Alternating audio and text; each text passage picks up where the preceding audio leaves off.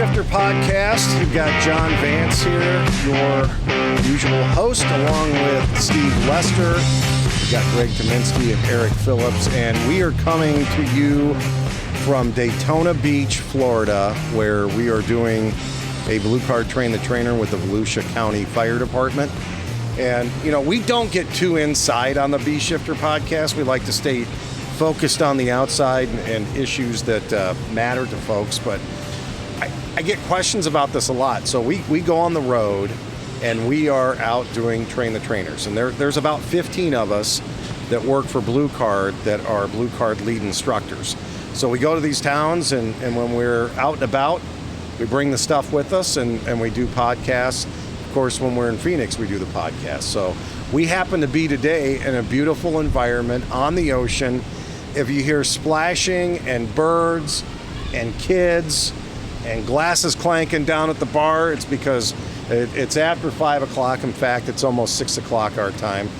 We taught all day, and now we're poolside with our microphones, and we are going to record a little bit of a podcast today. So that's what we are doing right now, and we like to have a lot of fun doing it. I mean, it's a great environment to get our podcast recorded. So how are you guys doing? How's the trip treating you so far? So far, so good. Yeah, it's been a great week so far. This is new to Volusia County, so we're kind of coming in kind of day one for them, and it's really fun. It's really fun to watch them go from the first day where we were just introducing the system and they just completed the online to now, it's kind of, we've passed the crawl phase and now we're at the walk phase. So it's really good. By Thursday, they'll be running. So, yeah. And I think that's really one of the great parts of this job is being able to see somebody evolve as these trainers go on throughout the week. And that's really what it's all about with our trainers, because we do crawl, walk, run. That's part of the training methodology that we use. So we love to see people and their skills really explode while we're doing this. And how are you doing, Erik? I'm doing great. All right. I don't think I can complain with this view, doing a podcast. Yeah. Life is good.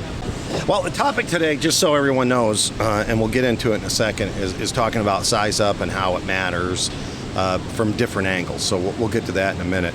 I do want to mention we're going to be at the 2025 Blue Card Hazard Zone Conference, Sharonville, Ohio, September 29th through October 3rd.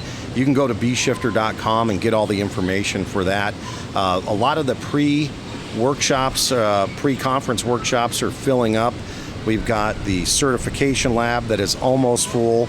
We've got the EOC to Engine 1 or Engine 1 to the EOC, talking about how you expand command from Engine 1 to a full-blown EOC. That's about half full right now. We also have a Mayday management workshop that we'll be doing. Are you doing a strategic decision-making workshop, Erik? Yeah, Chris Stu and I are going to be doing it, talking about size up and some critical thinking of really what is size up, why does it matter, and then we exercise it in some sets and reps and some easy tools to take back to your department to have those critical thinking conversations. I think it's real easy to talk about, hey, someone needs to make a better decision on the fireground, but we do a real poor job in the fire service really explaining what's a model we can use and why do we do it to make those better decisions. So if you come to the class, we'll talk about it for a couple days and then give you some tools that you're able to take back to your department to exercise that critical thinking, the strategic decision-making model, but more importantly, really to change behavior and thinking on the fireground to be able to make those better decisions. So. And Steve, what are you teaching at the conferences? I'll be helping out with a Mayday management workshop. First couple of days, it's a pre-conference.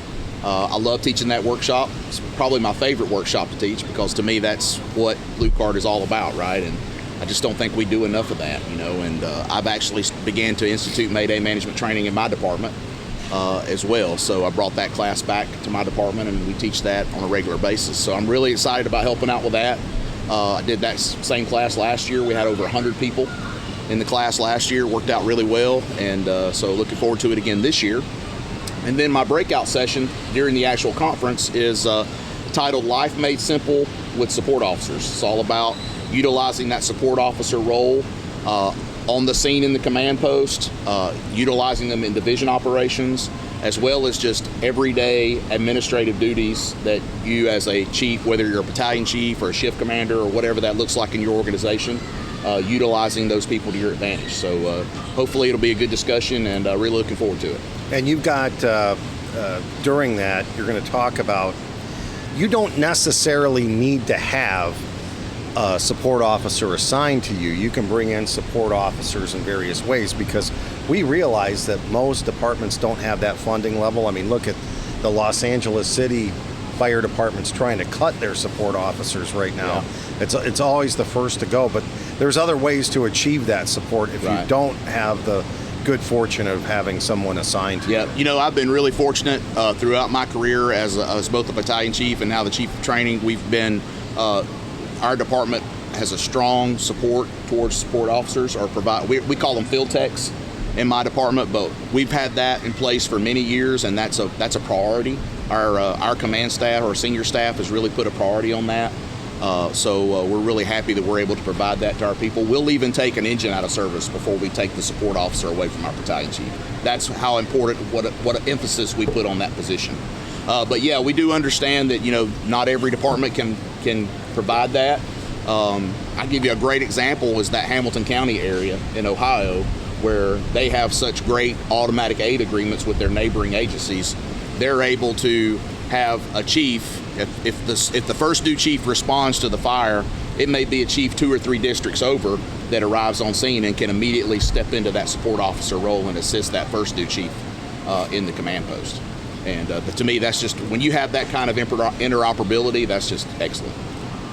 And we have a robust chief response in my area, and we plug chiefs in that way too. So it's not unusual for us to get 7 chiefs on a structure fire, and we're just going to put them into the roles, whether it's division boss, embedded safety officer, support officer, or even in some cases senior chiefs, like a senior advisor role. So there's different ways to get there, so don't be scared of the title of the class just because you don't have the funding. I know in my area, we were the second suburb in the entire Twin Cities to staff a battalion chief job. So, and other suburbs are starting to do it. I know the suburb south of me, I just got an email today from the chief that said, as of today, we're 24-hour battalion chiefs. So there's some areas kind of behind the curve, but this gives us something to shoot for too. And I think so often we start talking about best practice with people, and they say, well, we can't do that, we don't have the funding for that, or we're not staffed that way.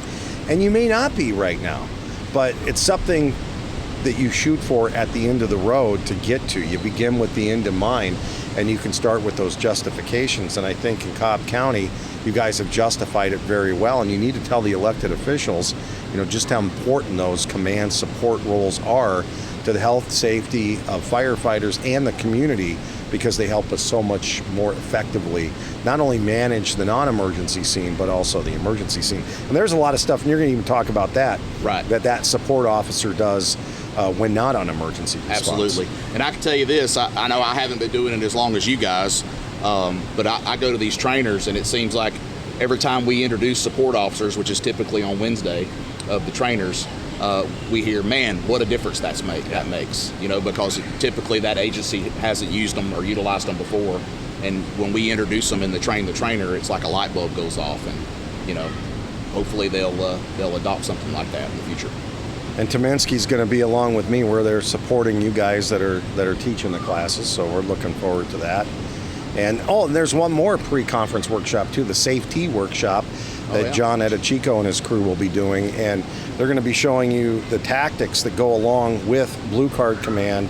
And then with that prop, there's a burn prop that is not included for the price. It's a very low price, but you can buy the prop, take it back, and it's a train the trainer, how to get the fire behavior out of it, and then how to show people with thermal imaging cameras and the fire behavior they get out of the prop, different pivot points for making decisions on the fire ground. A lot of departments don't realize just what a cost savings that safety prop is as well. When you look at, we actually purchased one last year because we were spending, counting the overtime for the guys to build the wooden dollhouses, we were spending around $500 a dollhouse for a wooden OSB dollhouse. And the safety trainer, within 10 or 12 burns, you've paid for the safety trainer, and you can get literally hundreds and hundreds of burns out of that prop. So it really is a cost savings in the long run. Yeah, that's a nice thing to have. Well, shifting gears to our topic today, we're going to talk about why size up matters. And let's talk about the initial arriving officer. And that's, Erik's in that role a lot. The rest of us are occasionally. But how to effectively understand what that initial size up does, the elements of it, and then we'll grow from there. So, Erik, do you want to talk about that? Yeah, so I think the question is, why does size up matter? Why do we do an initial radar report? Well, I think the common answer is, well, we want to paint that picture for everybody of what's going on there. I think if your first and officers understand what the expectation is laid out from the department, then we're more apt to do that on the scene and understand what is that picture that we're painting for everybody else, but really why does it matter to us? So let's break that down for just a second. So why do we do it? We do it to paint that picture. What are we communicating? Obviously, I think everybody listening to this podcast is familiar with the initial radar report. But we're really doing it so people can start tracking position and function of everybody on the fire ground. What are you doing when you're showing up? We often talk about fires, and every fire is not a working fire, right? There's some systems that are just going to come in and everyone's going to go to work, but I'm going to say a large majority of fires aren't like that. So having a system in place that you're able to communicate that size up so everybody understands that, sometimes we're just going to stage until we're given that assignment. That's kind of what we're looking for on the scene. And then when I have critical factors that I'm going to address or tactical priorities that I'm going to address, I have units available and I can put them in the right position. I think when you do a proper size up, your fires go out faster with less people because you're actually looking at the critical factors of the building and putting people in position to handle those critical factors quicker and more efficient than just showing up and everybody going to work doing something. Everybody's going to read critical factors a little bit different on the size up, and they're going to do things a little bit different based on what their training, education, experience is. So by having a size up done and following initial radar report and having command, it kind of lines everybody out on that same incident action plan. I think that one of the best things that a department can do when we talk about size up is really set that expectation for that first in arriving officer. And what I mean by that is when you're doing your training, we should lay out the expectation that first in company officer is going to show up, do a standard initial radar report. You're going to get out of the rig, do a 360, communicate that follow-up report. They'd be expected to assign 2 to 3 units that are coming into the scene and do a standard transfer of command. We often hear teaching these trainers that, well, how is that first and officer going to communicate on the radio, do a 360 and talk into more units, right? It's too much for him to do. Well, I'll challenge and say that what you simply haven't done in your organization is set that expectation of what we want you to do and then train everybody on that expectation. And you're starting out in a classroom understanding a system, then you're going to do some simulations sitting in a controlled environment, then you take it to the drill ground and exercise that, then you're going to do that on the fire ground when you're actually getting real incidents. But I think that's the key factor, is really setting that expectation of what you expect from me as that first and officer. Does it happen overnight? No, I don't think it really does, but with training and understanding the why behind it, I think you'll have success within your organization of that standard size up and really what you want from that first in company officer. We talk in Blue Card about size up +3, and it's the expectation of the first arriving officer not only to size up what they have and start to make that incident action plan after giving the description and the problem and everything else, but also think of the first 3 things that need to happen. So they're no longer just in their own company, like this is all we have to do. Now they're thinking about what's the next few things that are going to mitigate this situation, make it better, make it safer. So let's address that, what that size up +3 does for the company officer, so they start to think differently and more globally. And then how that helps IC number 2, because it might give IC number 2 some critical fireground factors that need to be addressed. Yeah, so when we talk about the size up +3, that's the incident commander showing up and then assigning the next 3 apparatus that show up on the scene. And when we lay out that expectation of the incident commander is going to show up, do initial radar report, get out and do that 360 and communicate a follow-up report, he has more information than anybody else on the scene of what those critical factors are and where I want to position those people. So by getting out, doing a 360, completing it, I'm making decisions based on 100% of that building, looking at all of those critical factors and then deciding what is my top priorities. And it can be, depending on the fire, it can be a multiple multitude of different things. But if you don't get out and do that 360, then you really don't know what your next couple assignments are based on the critical factors.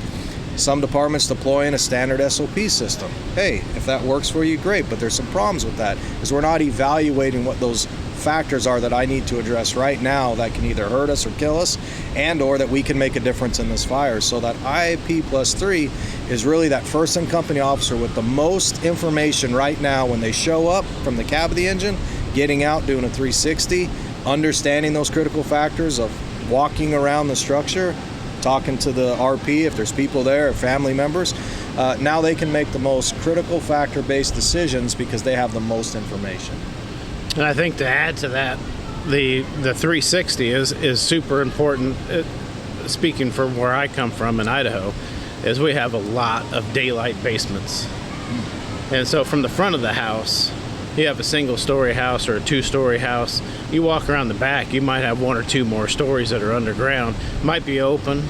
Most of the time they're open. They're daylight basements. What does that mean? I've never heard that term, daylight basement. Daylight basement is you just walk out. Oh, okay. It's a walkout basement, I All guess right. is another term for it. But we have a lot of those. And when you're doing that 360 and you got, smoke showing from the Alpha and Charlie side, and then you walk around to the Charlie side and you find you got a basement fire, that changes everything. Your critical factors change at that point of what is the most important place to put water on that fire immediately. So for us, in where I come from, it is very important that 360 can give you a lot more critical factors than your basic single-story, single-family dwelling in the middle of town, and it makes a big difference on the call. I mean, you got swimming pools, you got wing walls that you could drop off 8 feet. You need to communicate all of those things to the incoming people that are coming in. I mean, the 360 was probably the biggest game changer in our organization when we started doing the system. Yeah, and I'll just tack on to what both of these guys said. We could probably print out 2 inches high worth of NIOSH reports that all relate back to not doing a proper 360. A lot of those are just what Greg was saying. Is an active basement fire, working over an active basement fire. So we could print out NIOSH reports for that all day long. It's all about, just like Erik said, it's all about the critical factors. We have to evaluate those critical factors. We have to plug them into that strategic decision-making model using our risk management plan that Chief Bruno gave us way back when, and that spits out our strategy, which we know there's only 2 strategies. We're either going to be offensive or defensive. From that strategy, we're going to develop our incident action plan, and then we use whatever your organization's SOPs or your tactics are to enact that incident action plan, and then we revise and evaluate that plan. Erik briefly mentioned SOP related command systems. They don't utilize critical factors. It's like first due pulls up, always does this. Second due pulls up, always does this. Well, we know in our business, just in the emergency service business, take firefighting out of it, just emergency service business, there's no such thing as always, right? Everything is dynamic in everything that we do. Everything has to be surveyed, analyzed, and acted upon. We can't just go out and start divvying out assignments because that's what it says in a book. Right. And back to NIOSH reports, we know a lot of those NIOSH reports, there were command failures because oftentimes there wasn't either command training, there wasn't communication training, and there was a lack of ongoing size up because there was a lack of situational awareness that occurs from not training your people to continue to size up. So when we talk about tactical size up, what does that mean and how do we continue tactically to size this up? And then we'll talk about strategic out in the car in a little bit, but let's talk tactical size up and what officers should be looking for as they continue to reevaluate the structure once tasks are taking place. I think when you think of the critical factors, we know that there's eight major categories when we talk about critical factors, and there's about 64 or so subcategories. And as my friend Chris Stewart would say, when everything is critical, nothing becomes critical. So as an incident commander, and I mean IC1 or IC2, we have to be able to look at the critical factors and then determine what are my top 3 priorities that I'm going to start to address. So fire, because we're going to a fire and we're talking about ideal agent fires, fire is always going to be a critical factor. And when we look at the size, extent, and location of the fire, that becomes very important to all the tactical decisions that are going to happen there after you do your initial radar report. So when you think about that first in company officer specifically, and I'll just talk about them, is I'm giving my best estimate from the front seat of the cab, right? Sometimes it's through my engineer's big fat head, maybe it's on my side, but I'm giving my best guess. We get out, we do that 360, we get more information. Sometimes we're right from the cab of the engine, sometimes we're wrong. As incident commanders, we got to have the ability to say, hey, you know, we look at this structure, we size it up, I get out, I do my 360. You know what, I say the size, extent, and location might be wrong or might be a little different than how I read this fire, and now we got to tactically do something different. Greg brought up basements. From the front of it, looked like we had smoke from the Charlie side, maybe the first or second floor, and we get around back and we identify that's actually a basement fire. Tactically, now that we have that new critical factor, we have to do something different.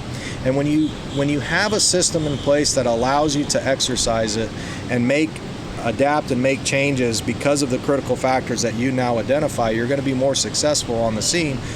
Putting the fire out faster, searching and finding victims quicker, having fire control done quicker, because I can adjust my plan or my IAP based off of those critical factors when I identify them. So I think tactically speaking, we got to understand the critical factors, but more important, we got to understand when we identify something that's different, how do we communicate that to an incident command using the tickets to get on the radio with, say, priority traffic, or in the follow-up report, we're going to change our incident action plan because we identified that there's a basement fire. Well, we got to have the confidence that in the system, it allows us to do it, and we feel confident that we can communicate that over the radio. Yeah. If I could just take that a step further, you know, we talk about when IC2 arrives, the BC, first due BC, right? He arrives on the scene, gets prepared to do a command transfer. Well, he's also doing the same thing. You know, he's evaluating the building. He or she's evaluating the building from the exterior. They're looking at critical factors from the chief's buggy. They're looking, first off, is the actions matching the conditions for the right outcome, right? That's one of the first slides in the day one PowerPoint, right? So we want to make sure that what we're doing is being effective on what we have to do, correct? If not, we need to make some changes and make them in a hurry, right? So that's the first thing that the strategic BC or the strategic IC needs to evaluate. Then we've got to track all our resources, all that good stuff, give the command transfer or give the position and function to IC1, and then make sure we get a CAN report from them and reevaluate that before we do that proper command transfer. So it carries one step further even into that strategic IC2 role. Now, let's visit for a second. If you don't do that, what happens? If you're in, you know, we talked about automatic assignments and how that works until it doesn't, and we see when it doesn't. But what if you're not training your people to assess critical fireground factors and effectively size up? What's the inverse of that? Well, we call that accidental success. Yeah. And unfortunately in the fire service, we see accidental success a large majority of the time. And then what I noticed is that we see when we get one of those fires that happens on, it's accidental success or the fire doesn't go well, what do we typically hear? Oh, this fire just really got us. This fire was just a little bit different than the last ones. No, it was a fire in a building that we didn't properly size up. We didn't use the critical factors because the last 10 fires we did the same exact thing, and this fire was a little bit different and we didn't overcome it. It's just like in a sports team running the same play, getting success, and then they switch up the play, but the defense doesn't react. Yeah. No, you guys saw it, but you didn't react to those critical factors of the players moving on the field and adjusting. Same thing in the fire service. We did, as incident commanders, we didn't adjust to that new play. We thought we would just run that same play that we ran yesterday on a little room and contents fire. We thought we'd do that same thing in a big box, and we just got our ass kicked by it. And then we're surprised why that is. Well, that's because standard orders. We're not assessing with the model, using the critical factors, sizing it up, making assignments based off of those critical factors that I see on this incident. Not the one that we seen 10 incidents ago, the one that we see right now. Yep. And so that's, to me, I think, one of the big things that just drives me nuts is the accidental success. And then when something doesn't go right, we hear a lot of things like, oh, this fire was just a little bit different. Mm-hmm. No, they're all different. You know, we're a data-driven American fire service, right? And we see in the data especially like Project Mayday and NIOSH reports and things like that, the countless numbers of line of duty deaths that we've had over the last 30, 40 years that have all been due to utilizing residential tactics in commercial buildings. And a lot of times even operating in the wrong strategy.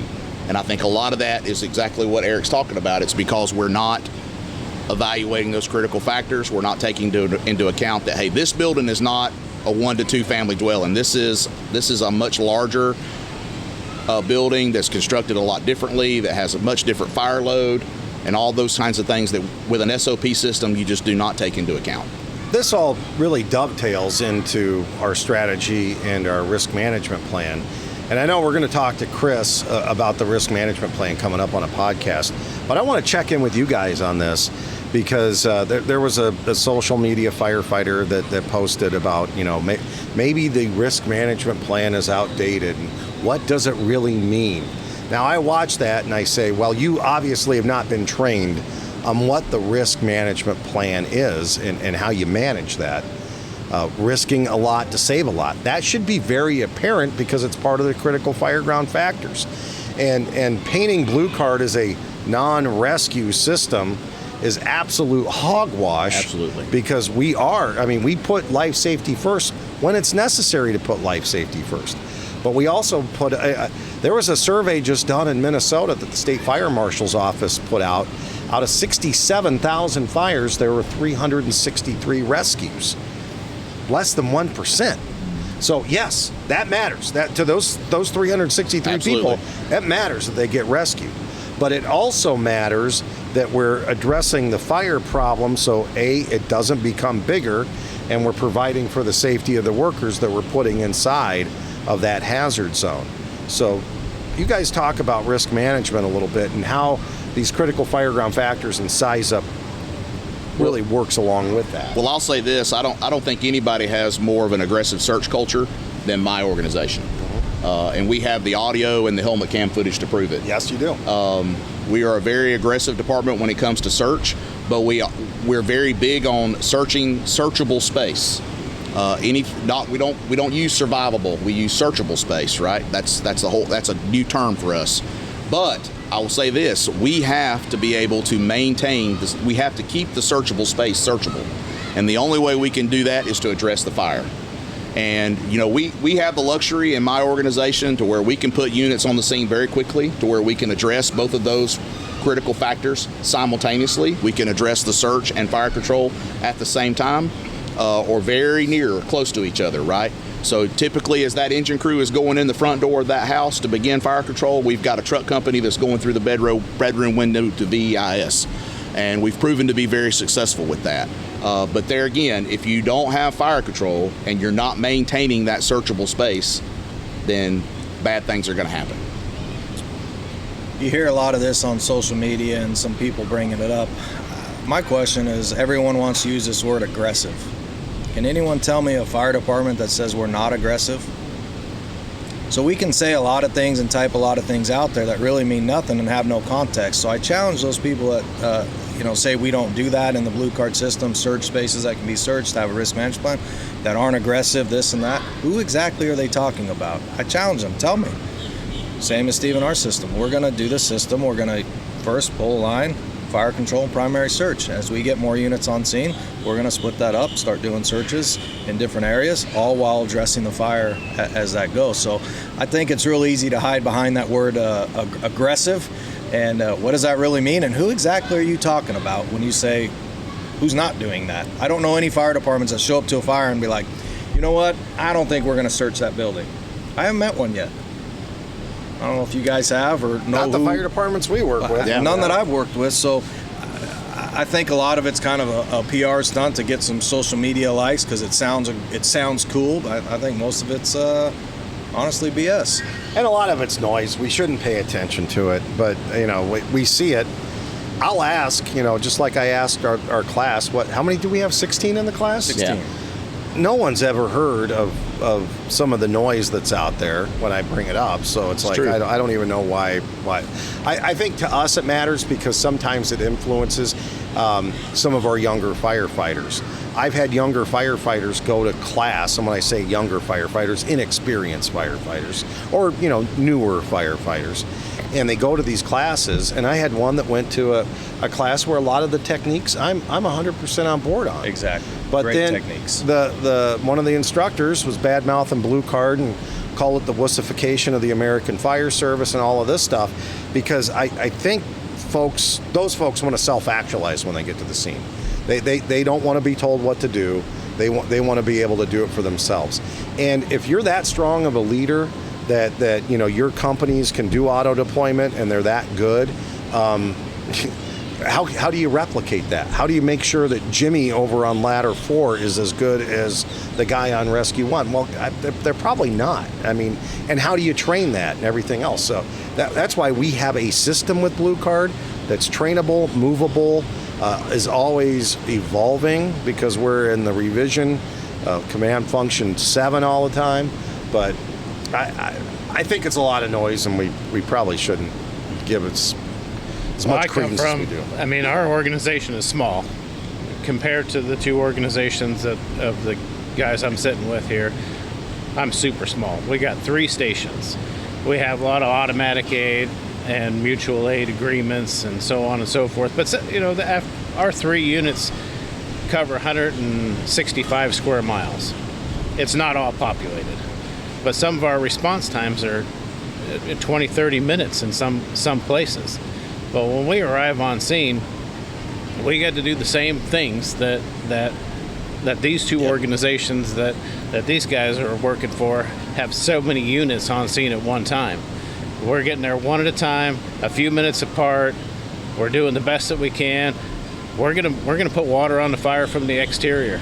You can call it wussy eyes in the fire service or whatever, but my folks are just trying to keep themselves safe and make the house or whatever it is that's on fire better for the people may or may not be inside. Keeping the searchable space searchable. Keeping the searchable space searchable. And we're going to search.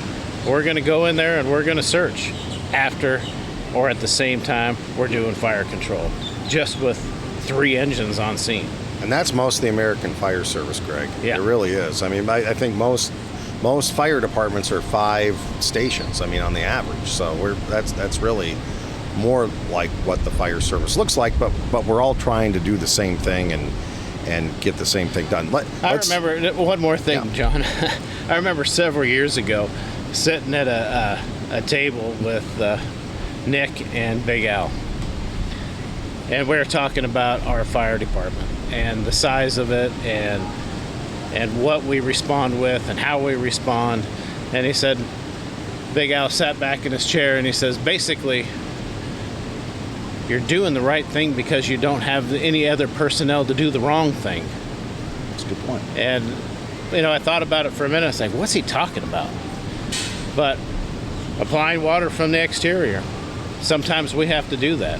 That's the only way that it keeps it safe for our people to go in and to help the searchable space be safe.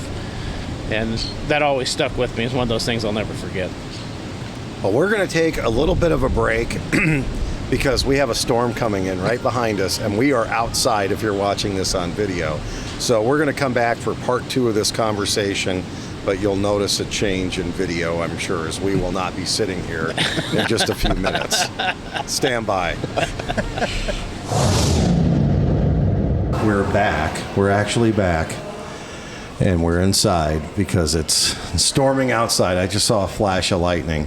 So we looked at the risk of sitting out in a thunderstorm with a lot of electrical activity, and we figured it would be best to come inside. We evaluated that critical factor and we applied the risk management model. That's right. And we risked nothing to save nothing. We were in the red. Yeah, we were in the red. So here we are back in at least the yellow for right now. So we're going to get back to sizing up and that conversation that we started earlier. Let's. You had a point to be made about rescue, Eric, and how that number one is a critical fireground factor, and how that really relates to the rest of the plan on the scene. So I think when we're talking about search and rescue, that's one assignment on the fire ground when you look at the grand scheme of the incident. So I think one of the coolest things that we identified in the last couple of weeks is we had a fire department doing after action, and they identified that they ended up making a rescue on this incident, and it was great. They ended up finding a victim, pulling them out, transporting them to hospital, and I believe that they had a good outcome from it. But in the after action, it was determined that the unit that did that showed up on scene, never announced they were on scene, and there was no tracking of that company. And the person doing the after action identified that, hey, great job at finding the victim, rescuing them, but we had no idea that you were there. And he said in his after action, great job, don't ever do that again. Yeah. And what he meant by that is that just that one action, he went on to explain the why behind is that if there was a mayday of that crew, he had no idea what that crew was doing. So you can't just show up and go to work because you're one part of a bigger incident. And I think Grant Light says it best, is that our fire department's dirty little secret is it's all about them until it's about us. And when you really think about that, in that instance of that after action, if they would have had a mayday in that fire, possibly would have not turned out good because nobody even knew that that crew showed up on scene.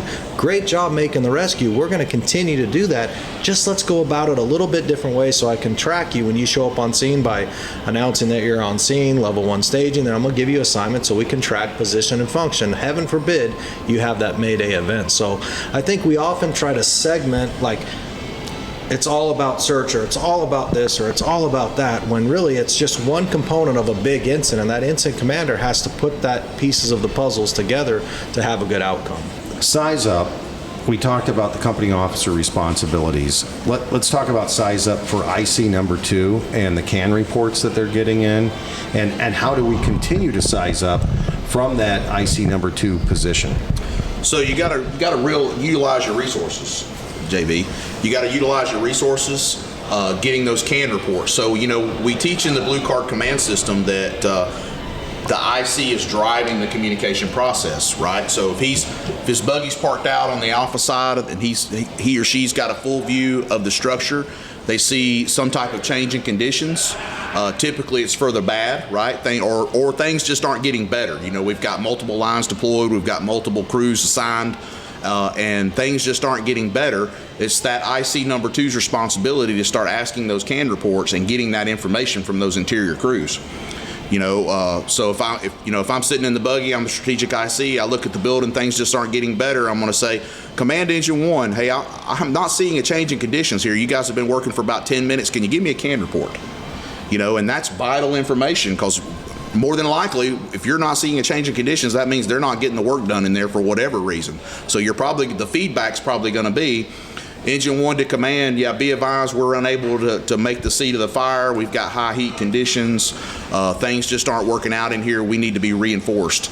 And those are those clues that IC should start looking into as we talk about in Mayday management, the Swiss cheese lining up. Those are times when that IC really has to evaluate, is what we're doing here based on our risk management model, is how we're operating here, what's best for the overall outcome. And that's where most likely a strategic shift needs to happen. Yeah, just like today, we're going through residential, and we're getting a CAN report from ladder 1 that's on the second floor, and they're cutting. They knocked a hole in the ceiling, and they got nothing. They see nothing. They searched the rooms up there. They got nothing. They opened up the ceiling. They got nothing. And then all of a sudden, the IC's got no way. We have to change the strategy. They got void space that the ladder 1 knows nothing about, and they have to change that strategy and shift to a defensive fire in that building. And how do you connect to that as a company officer, to knowing, now that you're trained in Blue Card, you're a lead instructor, but you're a company officer trained in Blue Card, knowing the perspective of IC number 2 and how all of that needs to match up? I think it's critical. I know that my CAN reports have become better because of the training and actually fulfilling that IC number 2 role in the sim lab.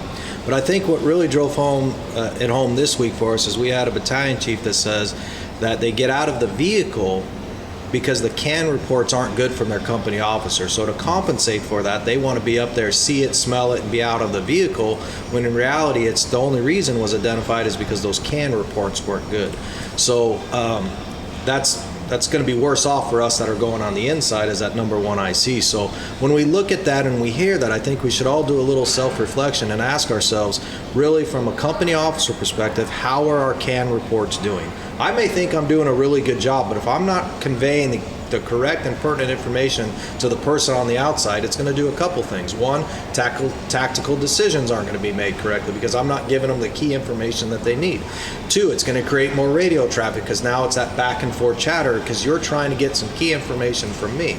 So what do we do about it? One, we got to identify that we can do better and we can train on it.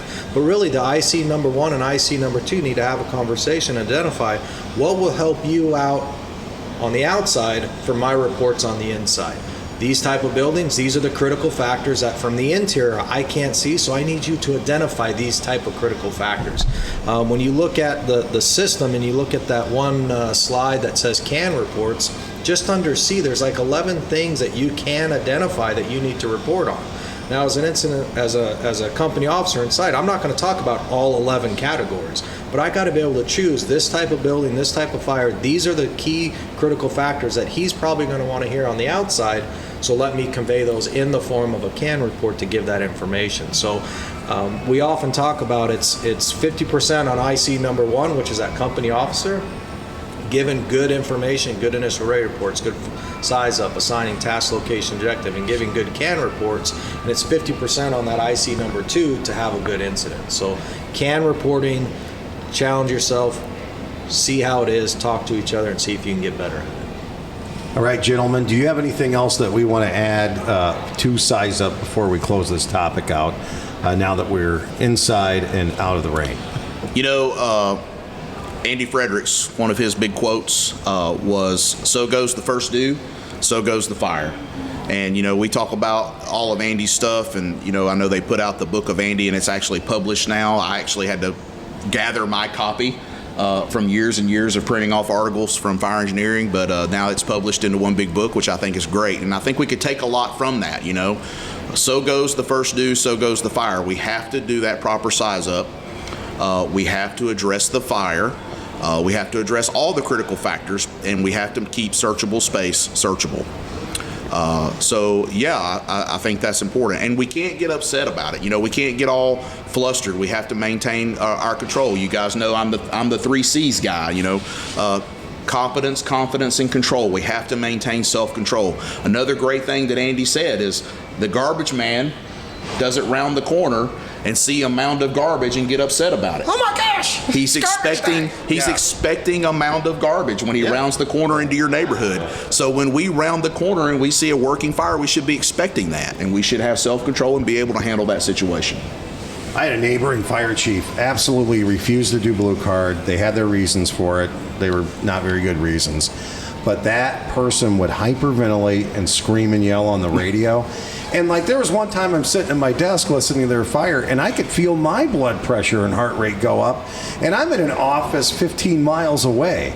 So imagine what those firefighters on the scene are feeling when they're getting screamed at on the radio by an IC who's supposed to have control. Hey, before we go, you guys want to do a timeless tactical truth? Sounds good. All right. Timeless tactical truth from Alan Brunacini. And this one is from the soon-to-be released Timeless Tactical Truths.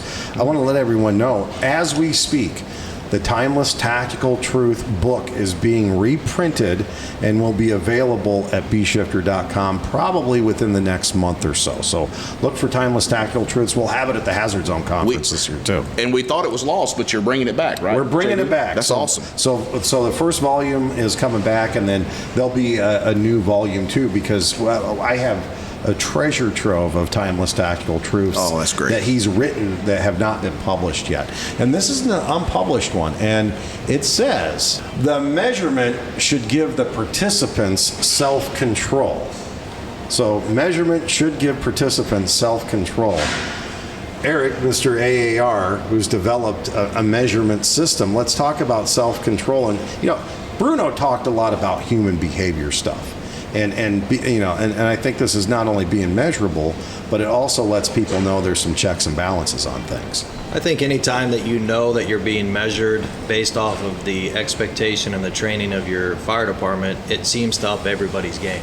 And it seems to keep everybody on that track that is already laid. So I think that the best quote still lies is you can't manage something you can't measure. Yeah, and I would just tack on to that. I mean, there's a lot of things when we talk about self-control. There's a lot of self-techniques that you can do to overcome that. There's box breathing. There's just taking slow, deep breaths and just slowing down that heart rate, decreasing that catecholamine response in order to get self-control. I cover a lot of that in my 3 C's of Command Presence class. But yeah, I mean that's important. And we talk about in that class as well. It's two-dimensional. You have to get control over yourself, but also your people have to see that you have self-control as an IC. Both IC1 and IC2. I think that's important. And there needs to be a degree of accountability for being under control too. Like if you had somebody who was out of control as a company officer, what would you do? And I'm talking about on scene, out of control. Well, we'd have to address that. We'd have to address that with number one. We've got to make them self-aware, because that's probably the problem to start with, is that they're not aware of it. So we would need to make them aware, and then do everything we can to help them through training, through educating them about those self-techniques. A lot of it just comes with experience, and I've talked about this before. That's why we don't allow 3-year firefighters to test for battalion chief. Mm-hmm. You have to get those sets and reps under your belt in the real world in order to be able to function and have that self-control and be competent and confident as well. It has to be something that you've practiced and that you've been in situations before. And I think the measurement never ends. So once you measure one segment of whatever it is in the fire service that we're doing, you got to measure the next segment, and then you got to keep on moving the bar forward. Keep measuring. Well, gents, thanks for hanging out with us today on the Bee Shifter podcast here in Daytona Beach. We are lucky to be in such a great location. Next week, we're going to be at FRI at the iChiefs Conference, so I'll be there with Josh and Chris, and we'll be back with another On the Road podcast there. In the meantime, thanks so much for listening to Bee Shifter. We'll talk to you next week.